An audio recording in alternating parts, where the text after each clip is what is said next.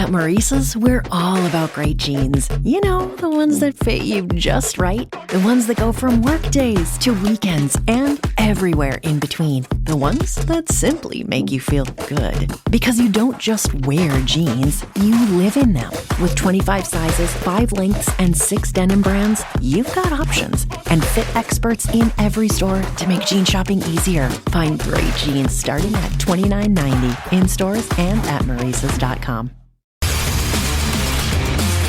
And now it's time for No Pucks Given with Dan Kingerski of Pittsburgh Hockey Now. Penguin Scoop's locker room buzz and straight-up analysis. No fluff, all hockey. Now, here's Dan. Well, it's been a long day already. We're getting home from Sweden. The Penguins take 3 or 4 points on the NHL Global Series in Stockholm, losing, overtime game 1, which was really just as ugly as ugly gets. And they still got a point against a pretty bad team. And then in game 2, obviously the 4-0 shutout. So this is No Pucks Given episode like 38, 39. We don't actually keep track. It's kind of like Whose Line Is It Anyway, where the episode numbers don't really matter. From the Atlanta Airport Lounge, that's where I'm currently stationed. Got a couple hours before the next flight, so we're going to go ahead and get the podcast out of the way. And I might even get some sleep Monday into Tuesday. Let me kind of tackle maybe the big issue. Before we get to, the show is a bit, I'm going to pack way too much into this. Obviously, we're going to talk about what we learned on the Swedish trip and even the couple of games before them. But also, we're going to talk about, I think one thing Kyle Dubas said last spring, like last April, that kind of upset him. I think we're seeing the fruits of that now. Maybe we didn't quite know what it meant, but we are now. The number of new players who are just playing out of their skates in the first 19, 20 games to this point. We're going to go through, those handful of guys. The goaltending situation, talk about a good problem to have all of a sudden, where Artie Sheloff's is a .917 save percentage. Tristan Jarry is coming back in a couple of weeks. And, by the way, some kid named Sergei Murashov. We'll get into Malkin and where we project the Penguins at this point. You get to that 18-20 game mark. We're 25% into the season. Yeah, I'm going to go ahead and we're going to talk about the P word. Although the standings are getting really bunched up. So it's not quite the panacea that you might think when I tell you the Penguins are in third place. Plus, I put the call out on X for some Q&As. So as I get through all of that, then I'm going to look on social media and So there might be some background noise. There might be some conversations because, I'm in a public place and I can't really tell people to be quiet now, can I? Let's talk about what we learned on the Swedish trip, right? I thought it was wildly educational. The previous couple of games, the Penguins dominated, let's call it 4.5 of the 6 periods against New Jersey, LA. And they lost. They got 1 point out of those 2 games. So what do? They go to Sweden. Everybody's amped up. The crowd is going crazy. Every time Erik Karlsson stick handles, the place sort of, bestows favored son status upon him. And the Penguins are absolutely terrible. They weren't flat. They were just tossing hand grenades around the ice. I mean, it was brutal. The passes were just bricking behind guys in the skates, off the wall.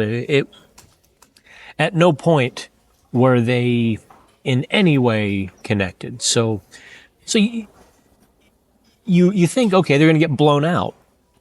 By the grace of God for them anyway, there's Nashville that just looks like an absolute it's a dog breakfast of a team. You've got some talented players, Jonathan Marchessault, Steven Stamkos, that blue line, Roman Josi, and so on and so forth. Jussi Saros in goal. That team should be competitive.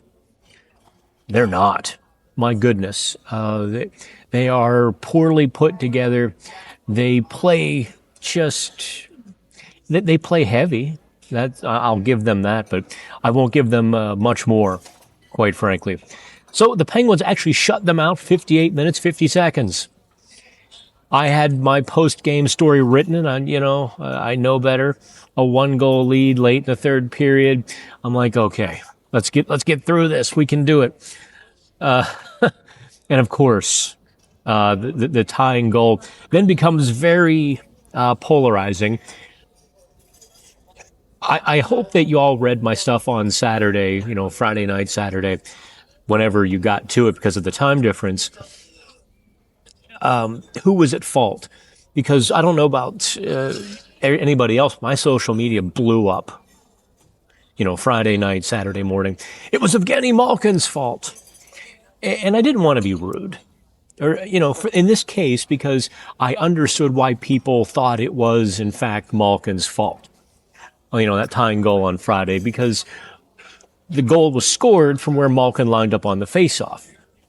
Now, I understand 95% of our audience, or the American audience, quite frankly, is, never played higher level hockey.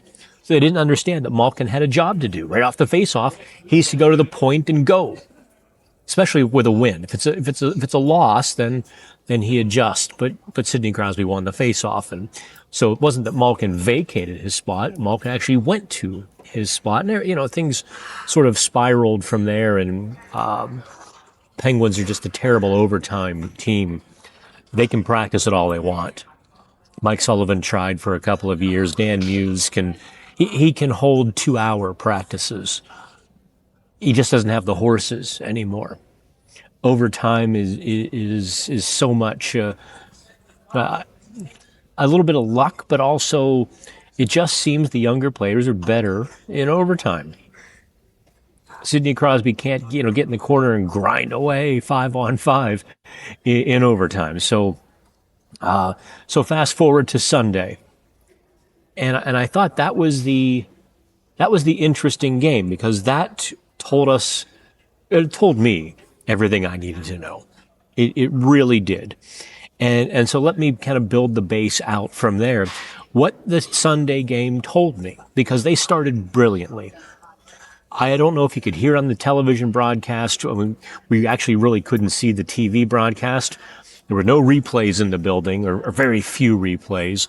And I was flying blind. All the stuff I like to do, pull up a replay and dissect it, couldn't do any of that over in Stockholm. The first period, I don't know if you could hear, like I said, the passes were echoing off the blades, tape to tape, clack, clack, clack. It was as crisp and clean as the Penguins will play all season. They will not exceed what they did in the first period against Nashville. I mean, they might equal it, but they will never exceed it. The breakout routes were run to perfection.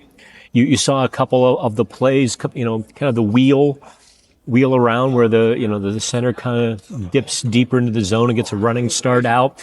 Winger or defenseman just taps it off the wall right to the center, and there they go. Speed to the neutral zone, and Nashville was just running.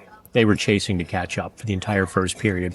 And that doesn't happen if those passes don't connect. And that's sort of what, Muse's tight, pack mentality, whereas Mike Sullivan would stretch it out. That was, Sullivan liked to, let's call it, the bomb offense, where they would stretch out the passes, and, they would look for those one-on-one matchups. Whereas Muse has them sort of triangulated in threes, close puck support. And that just absolutely wiped Nashville off the ice in the first period. The second period, the Penguins didn't have to play as well. I mean, they're up 3-0, but they didn't screw up. We've seen them screw up against Toronto. We saw them screw up against LA. And they flirted with it. Don't get me wrong. There was about 2 or 3 minutes in that second period, in the first handful of minutes, where it was kind of boring. I was like, oh, interesting. But then it opened up. They started trading chances. I expected Nashville to score a couple of goals. Full disclosure there. Nashville was going to score a couple, but I guess maybe the referees helped them out, right? With 3 consecutive penalties, bang, bang, bang. And the Penguins had to buckle down. They couldn't play the globetrotter hockey that they so often revert to when they have a cushion. I don't know what it is. There's just something in the DNA of the team. When they have a multi-goal cushion, they like to spend it. Playing, some high risk or high reward hockey, thinking they're going to pad their stats or, win 7-0. In reality, it just, I'm trying to get the people out of the background. I don't know why that's been that case for years. They kill off those 3 penalties and then strangled the life out of the game and Nashville. Chris Letang wouldn't admit to the game being boring. He's like, yeah, we tried to make it boring on Friday and they came back on us. Fair enough. But I don't know what else you call what they did in the third period. From an X's and O's standpoint, I'm going to maybe bore some of you who want to talk about the more fun things. But from an X's and O's standpoint, in the third period, and even later in the second, you saw the Penguins' third forward, the F3, staying high religiously. You didn't see defensemen taking unnecessary gambles, but even on the forecheck, Evgeny Malkin peeled off a couple of times, kind of retreating towards the blue line to create an extra layer of traffic. So Nashville was never able to generate momentum, speed, get back in the game. And about 5 minutes into the third period, they're like, okay, we give up. We'll see you guys. Their plane was packed. The bus was running. They were ready to get out of Stockholm well before the midway point of the third period. They had that one last gasp, and Sergei Murashov makes a couple of saves. Now that I've spent 10 minutes, 11 minutes setting all of that up, let me tell you what it means. And here is what I think we learned about the Penguins. They have a heart. They have heart, does this team. They didn't get stupid.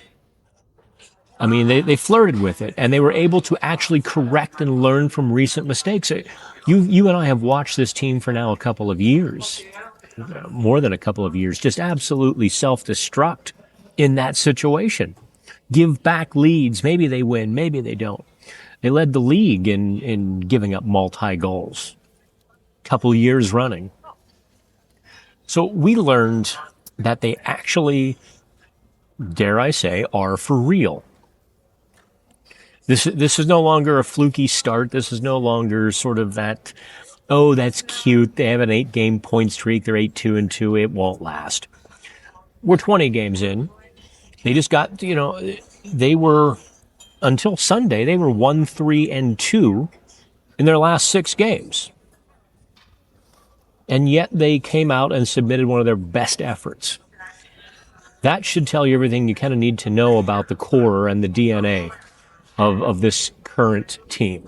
Now, that is also predicated, and I think sustainably so, on plenty of the new players. There's a handful. And that kind of goes back to remember what Kyle Dubas said last April. He was kind of miffed that so many veterans wanted to stay on a playoff team or a non-playoff team 2 years running, 3 years running. It's like, what do you mean you guys all want to stay? We're losing. And that, I don't know if I've quite seen Dubas with that sort of tone or that facial expression. It was a definite WTF moment from him. Like, what are you guys talking about? You should want out of here. And no one did. So, he overhauled a good bit of the team. And I don't know who scouted some of these players. I don't know if this was sort of his encyclopedic knowledge, it seems, that he has of some of these depth players around the league in the AHL. I mean, last year he goes and gets Ryan Shea out of obscurity in the Dallas organization. Brilliant move. This this past summer, he plucks Parker Woterspoon, 7th, 8th defenseman in Boston. Really can't break through into the lineup come hell or high water. Dubas is like, that's a top 4 defenseman. He has been right. Everybody else, wrong. On Shea, on Woterspoon. I was fairly critical of the Anthony Mantha signing. Didn't think much of it. I was never a big fan of Mantha when he was in Washington. Kind of thought he was a softer perimeter sort of guy who didn't do the things that he could do to be successful. Well, here with the Penguins, look at this. I mean, 8 goals in 19 games, 14 points. He has a real chance with the chemistry he's developed with Evgeny Malkin to shatter his career highs. He's on that pace. I don't know if you saw any of the post-game videos in Stockholm. I sort of pulled him aside in the locker room and had a few questions. If I can pop the audio into this, I will. And in fact, you know what? For my producer, Scott, at 15:30 here, I'm going to pause for the audio if we can. He kind of wanted to go a little bit deeper. Kyle, a couple weeks ago, was talking about wanting the Penguins to be a destination team for players, overcoming injury or wanting a greater role than they've had in the past. So obviously, I kind of, the injury category. I'm just curious, in finding the role here. What was, you kind of finding what Pittsburgh talked about in the offseason to be true to this point in the season with a greater role and opportunity? I guess so. I mean, I'll be honest, before I signed, I didn't really listen to anything any team was saying. I'm not focusing on any team because I don't know who's interested, who's not. So that's news to me that you're bringing that up. But okay. For me, when I signed here, they told me I could have a chance to play either with Sid or Gino, and then I think chemistry with Gino just kind of settled in really quick. Him and Braz, and we for a couple of games, and it's been good. I mean, I can't complain. Is there anything you're doing a little bit differently this year? Maybe with some time to watch last year, or at this point in your careers. I mean, have you added something or taken away something even? Or is it just, putting it all together here? Yeah, I think it's hard to pinpoint. Obviously, I had 11 months to do my rehab to come out in the best shape I can. And I think that was really my focus for the upcoming season, which is this one. And I'm right here. You have a creative game, much like Gino. I'll take that as a compliment. Yeah, just the good parts, right? How difficult is it sometimes to play with somebody who is playing chess out there? I would say it was a little challenge early on. You kind of get used to the way he plays. Obviously, he's going to try different things on the ice, and either offensively or defensively, and you can kind of need to adjust, and you kind of see it coming sometimes. Sometimes? Sometimes you do. And then you just need to adjust quick and be there for them. And that pass and go, he's going to be willing to give it back. Thank you very much. Okay, it continues on the video side. Or you heard commercials. In fact, just in case Scott's little, because Scott edits these very early in the morning. So if you heard the audio, great. If not, it was kind of loud and convoluted. Otherwise, we're going to take a break right. At Maurice's, we're all about great jeans. The ones that fit you just right. The ones that go from work days to weekends and everywhere in between. The ones that simply make you feel good. Because you don't just wear jeans, you live in them. With 25 sizes, 5 lengths, and 6 denim brands, you've got options. And fit experts in every store to make jean shopping easier. Find great jeans starting at $29.90 in stores and at Maurice's.com. Here going, Anthony Mantha. It was a constant juggling act for people on my side, me especially. to give the European media, the folks who don't get a chance to cover a lot of NHL games, space to do their thing. I mean, they weren't asking questions that you would have been interested in. I certainly wasn't. But I also know that they felt that their readers and the European audience would have enjoyed it. So there's only one tense moment, by the way, before I get to Anthony Mantha. It was... a Latvian reporter kind of tried to take over the Arturs Šilovs post-game on Friday, speaking in native language. So I glanced at my colleagues. They came over to, because we always talk to the starting goalie after the game, win or lose. And okay, it's 3, it's 4, it's 5 questions. He's starting to take over like it's a one-on-one. So I guess maybe me as the old guy taps him. Hey, we have to do English now. And he looked, and I felt bad that Artie Šilov sort of, didn't realize that they had spent, 90 seconds or 2 minutes just talking in their native language. But, we all have a job to do. You can't do that stuff. Anyway, to Mantha, now that I've taken another 2 minutes here before I got to the Anthony Mantha story, and I was trying to lead him into more of a conversation rather than a quick soundbite back and forth. And so, I was like, you and Gino, your games kind of seem to mesh pretty well. There's some real similarities in how you play and some of the things you bring. He kind of just, without missing a beat, goes, I hope that's a compliment. Yeah, in this case, it was. He's got a real dry, kind of punchy sense of humor. If you're not ready for it, and he doesn't crack a smile or laugh, he just, and it's amusing when you realize you've just been poked pretty good. What they are doing and the way he's using his size here in the first 19 games for the Penguins has shocked me. I didn't expect to see it coming. Asked Dan Muse about it, and Muse talked about how he's able to get between the dots and where he's scoring from, the playmaking ability. And I'll tell you what, he's skating significantly better than a 32-year-old who had ACL surgery. Let's see here. I guess it'd be 9 months ago now. And he's been skating well all the way through training camp and preseason, now into the season. I didn't expect any of that from Mantha. So Dubas pretty much just hit home run after home run through the offseason. He's run the table on this. That's, Woterspoon, Shea. I don't know that Parker Woterspoon is getting enough credit for how well he's playing. He's settling into sort of a quiet role, which, he's not pushing the play as much as he did in the first 5 or 10 games.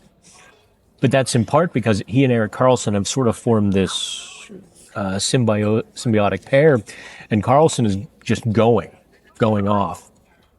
And Woterspoon is protecting him. It's a legitimate number one pairing for the Penguins. And I don't even have to praise him.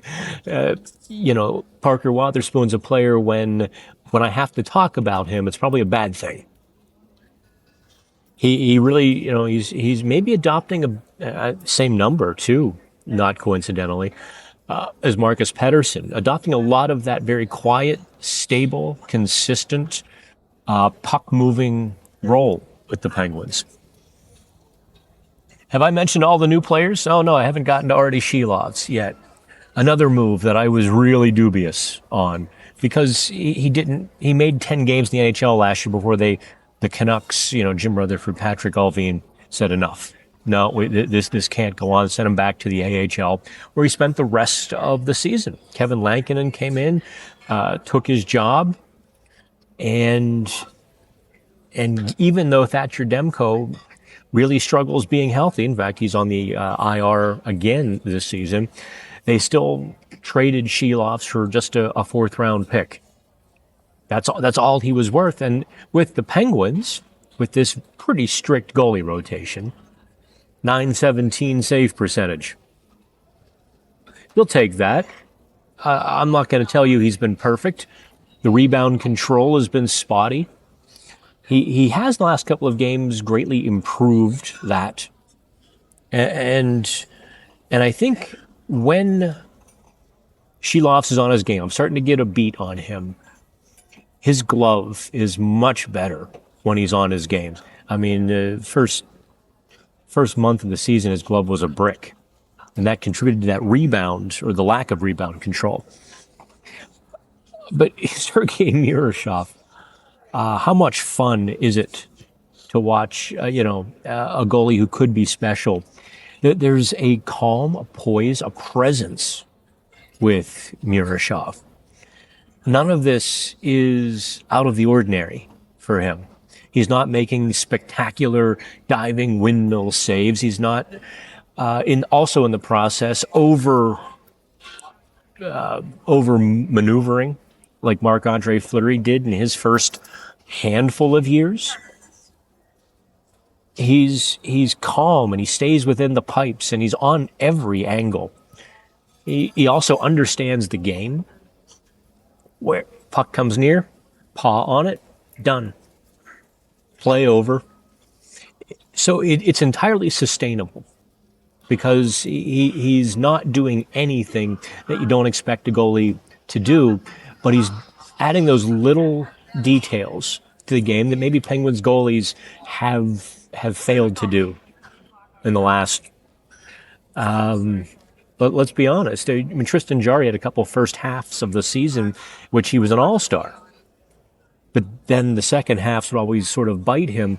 A Penguins goalie hasn't been solid all year since Matt Murray in 2018. Of course, that was when his glove hand was starting to really show. 17, when he and Fleury went back and forth and they were both great. So, yeah, we are talking that long, and Miroshov's only played 2 games. I don't know what Kyle Dubas is going to do when Tristan Jarry is healthy in about 2 weeks. I really don't know. I know that the team loves Miroshov.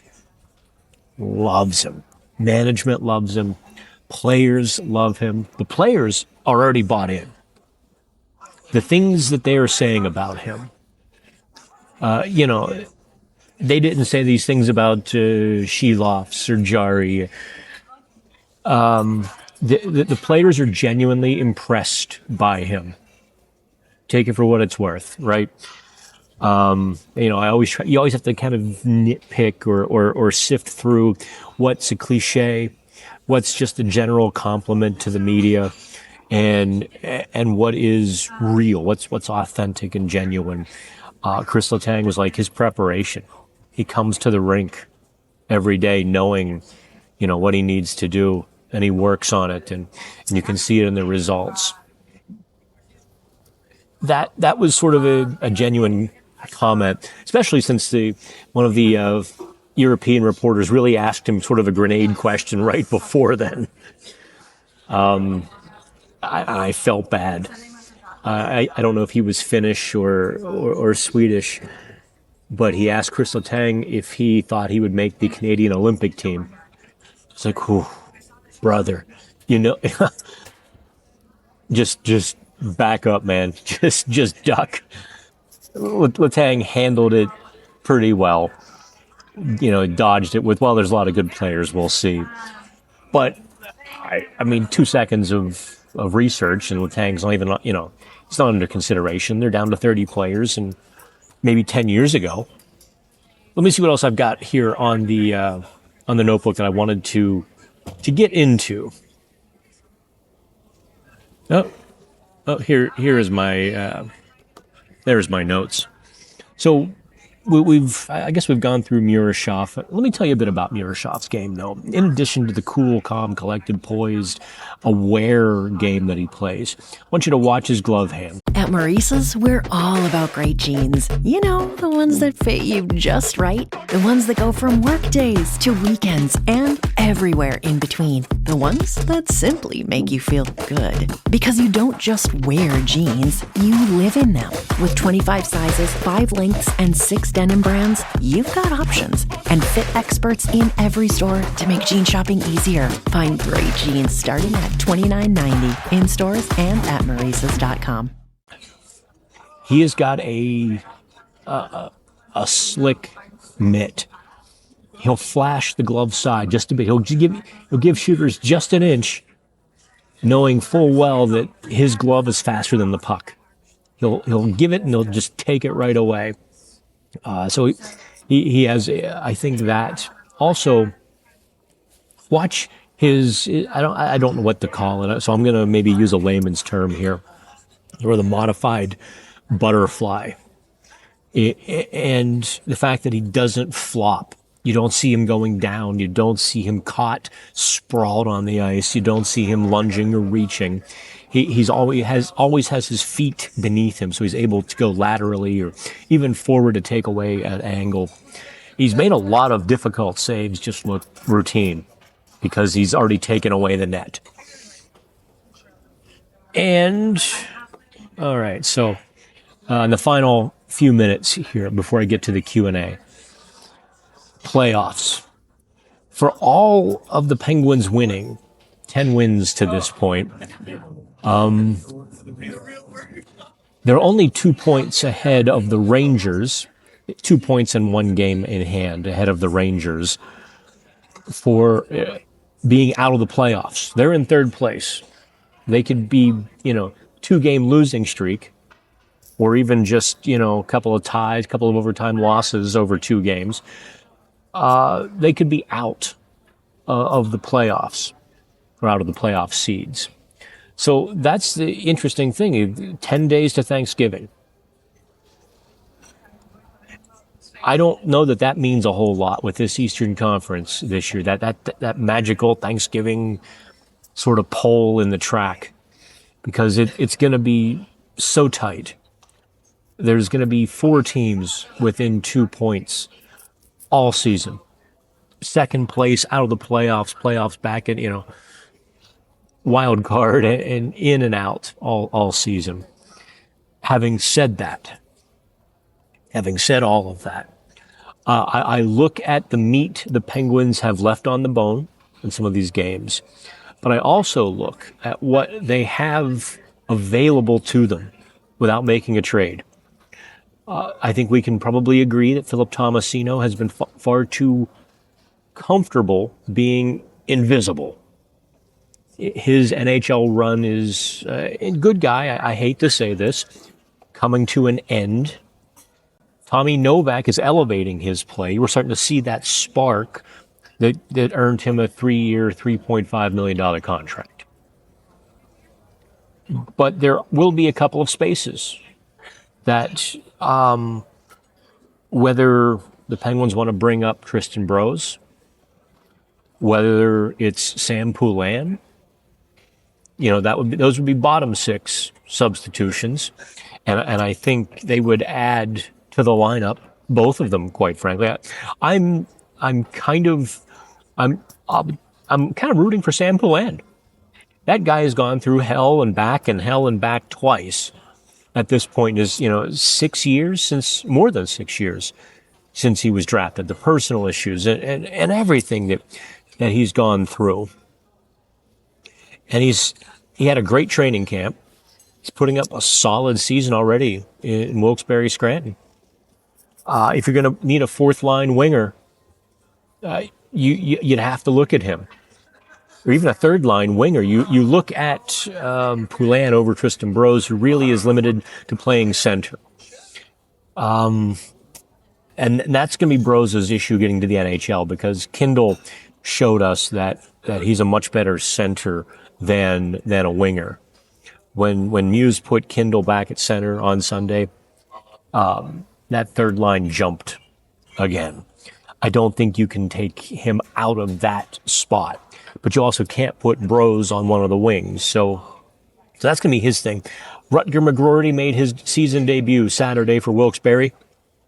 And you'd have to think, I mean, he scores a goal. Everybody said, we actually had our new reporter, Sam Knoll, covering the game. And everybody said that McGroarty was maybe the best player on the ice. Now that's adrenaline. That's, it's a lot of things. We'll see in 5 or 10 games, but that's a couple of weeks from now. Once the adrenaline wears off, he's probably easily a top 6 insertion into the Penguins lineup. I mean, for all of the good changes that Dan Hughes made Sunday, he also had Connor Dewar on the top line. That's probably not where you want to go. Having said all of that now, given the Penguins' ability to turn it around and not self-destruct, given the lineup additions that are still waiting to be inserted, given the goaltending situation, which is now suddenly a strength, I really like Dan Hughes' system. It's interesting. It's actually counter to everything else everyone else is doing.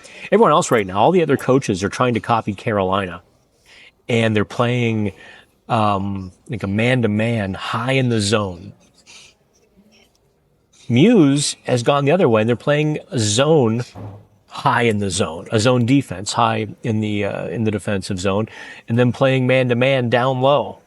So it's creating a difficulty for opponents to get between the dots for a good shot, because there's just more traffic. It's easier to play man-to-man in the small spaces than it is to play man-to-man up high where there's lots of space.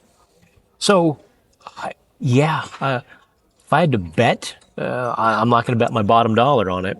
I'd probably give the Penguins a solid 60% chance, 65 maybe. At Maurice's, we're all about great jeans. The ones that fit you just right. The ones that go from work days to weekends and everywhere in between. The ones that simply make you feel good. Because you don't just wear jeans, you live in them.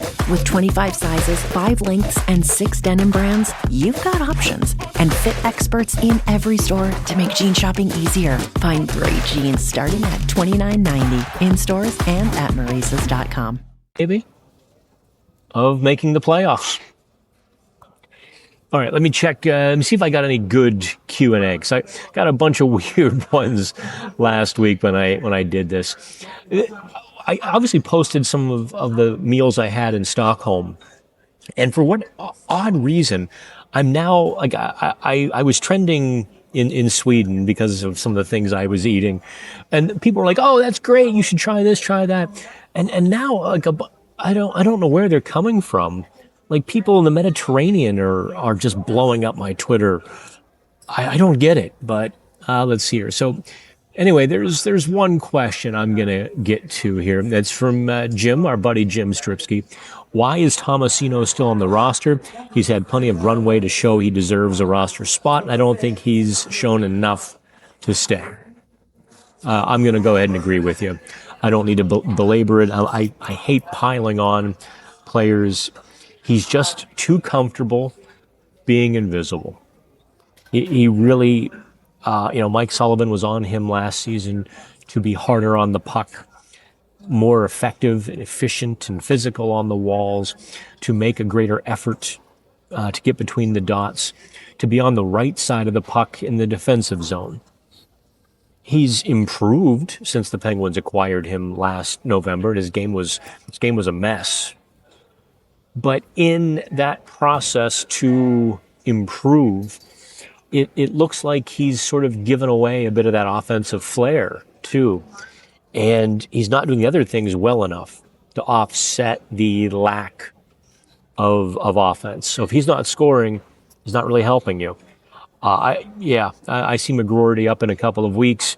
Maybe Poulin gets the call. All right, kids, that is it from the lovely Delta Lounge in the Atlanta airport.